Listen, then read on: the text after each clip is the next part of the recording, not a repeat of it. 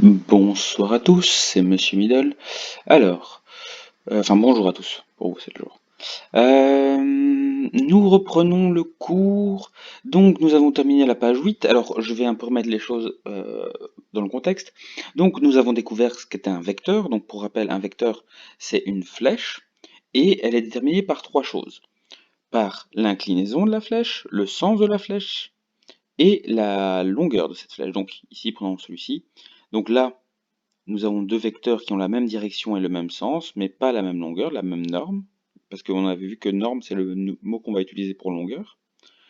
Par contre, si on compare le troisième ici avec le premier, ils ont la même direction parce qu'ils sont parallèles, mais ils ont un sens différent parce que la flèche n'est pas au même endroit.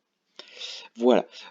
Donc nous avons découvert ce qu'étaient les vecteurs et ensuite, dans la première vidéo, nous avons vu également comment on multiplie un vecteur avec un nombre.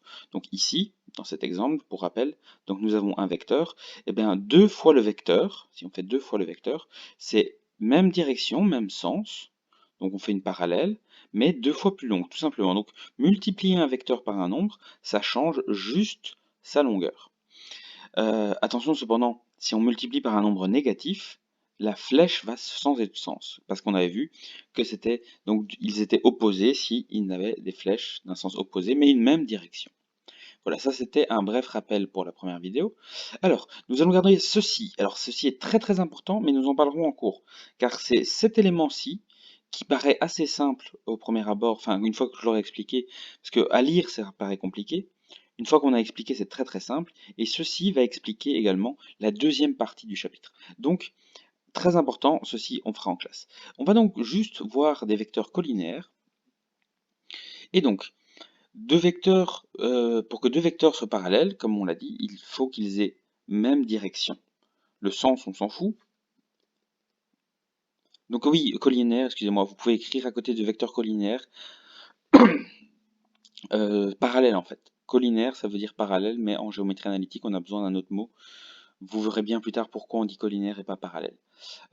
Donc ici, ils n'ont pas la même longueur, ils n'ont même pas le même sens, vu que la flèche n'est pas dans la même direction, enfin du même côté, mais ils sont parallèles parce qu'ils ont même direction. Donc, nous complétons le cours. Et donc, ça signifie en fait que pour être parallèle, collinaire, en fait, il faut qu'ils soient multiples l'un de l'autre. Donc, ouais, tout simplement, en fait, il n'y a pas de donc. Euh, donc, en fait, pour qu'ils soient ceci, cette égalité-là, signifie qu'ils sont parallèles. Et alors, il suffit le K, ça signifie, donc, ce sera le nombre. S'ils ont même longueur, K c'est 1. S'il y en a un qui est deux fois plus grand, K c'est 2. Trois fois plus grand, K c'est 3.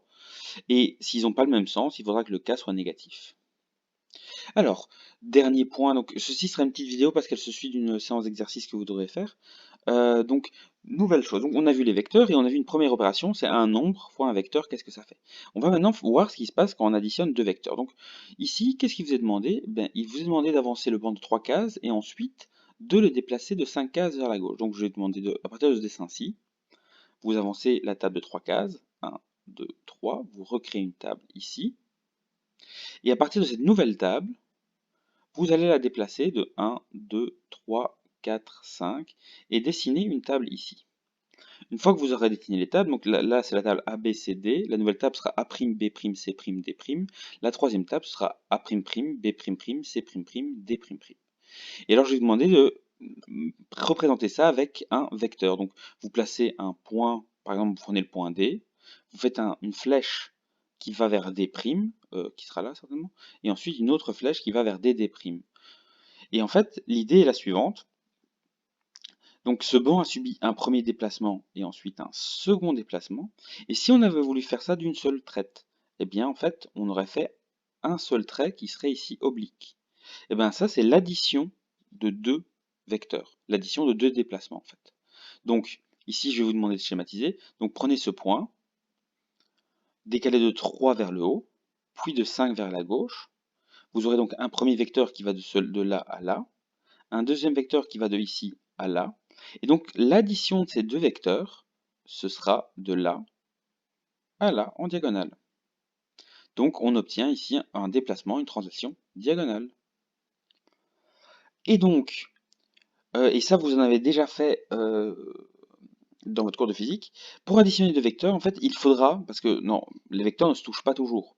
Donc, il faudra déjà venir coller les vecteurs. N'oubliez pas, le vecteur, on s'en fout de son position de départ. Donc, on peut le déplacer, on peut à tout moment le déplacer, tant qu'il garde même sens, même direction, même norme. Ça reste le même vecteur. Donc, quand on devra additionner des vecteurs, il faudra les prendre, venir les coller l'un à l'autre. Et en fait, ça va faire un chemin. Et donc ici, le vecteur AB plus le vecteur BC, eh bien, ça va donner le vecteur AC, tout simplement. Ça, c'est la relation de Chasles. Il y a une deuxième méthode, et la deuxième méthode, là, par contre, vous la connaissez beaucoup mieux, c'est la méthode du parallélogramme. En fait, si vous mettez vos deux vecteurs de manière à ce qu'ils aient le même point d'origine, si vous tracez un parallélogramme, la diagonale de la parallélogramme sera le vecteur qui représentera donc la somme des deux. En physique, si je ne me trompe pas, c'est la résultante. Quand vous faites des additions de force, c'est la résultante. Donc n'hésitez pas à retourner voir dans votre cours de physique la résultante et comparer comment ça marche avec mon cours sur la géométrie vectorielle. Alors les propriétés dans l'addition des vecteurs, ceci n'est pas enfin, c'est très très simple en réalité. Je vous montrerai des exemples en classe. Donc ici, il y a toute une série d'exemples que je vous demande de passer. Et alors, je vais vous demander, la décomposition aussi, on le fera ensemble. Et donc, je vais vous demander de vous attaquer à la série d'exercices qui est ici. Je crois que l'exercice 8 n'est pas à faire, ou 9, mais je vous invite à me rejoindre sur Meet pour si vous avez des questions concernant ces exercices. Voilà, sur ce, bon courage à vous.